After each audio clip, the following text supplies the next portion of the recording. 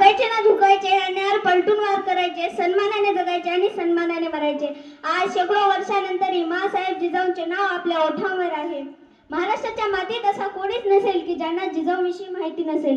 एवढेच काय तर या महाराष्ट्राच्या दऱ्याखोऱ्यावर, मातीच्या कणाकणावर व महाराष्ट्रातील प्रत्येकाच्या मनावर जे नाव कोरलंय ते म्हणजे स्वराज्यजननी जिजाऊ. पृथ्वीवरील आदिशक्तीचे नाव म्हणजे जिजाऊ. अन्यायाला चिरडणारी वाघीण म्हणजे जिजाऊ. महाराष्ट्राची ऊर्जा म्हणजे जिजाऊ. स्वराज्याची प्रेरणा म्हणजे जिजाऊ. जिजाऊंचे कार्य एवढे अफाट आहे की त्यांच्याविषयी कितीही सांगितले तरी ते कमीच आहे. अशा आदर्श व पराक्रमाची गाथा म्हणजे माँसाहेब जिजाऊ. त्यांची आज जयंती आहे. त्यांच्या प्रतिमेस अभिवादन करून मी माझ्या भाषणास सुरुवात करते. वाघाची आई बनायला काळीज वाघिणीचेच लागते.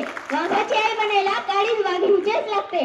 म्हणून तर जिजामाता तुमच्या चरणापुढे मान माझे सदैव झुकते, मान माझे सदैव झुकते. 12 जानेवारी 1598 रोजी बुलढाणा जिल्ह्यातील सिंदखेड राजा येथे जिजाऊंचा जन्म झाला. अगदी लहान वयातच जिजाऊंचे लग्न शहाजीराजे भोसले यांच्याशी झाले. जाधव व भोसले या दोन्ही घराण्यातील पराक्रमाची परंपरा जिजाऊंकडे होती.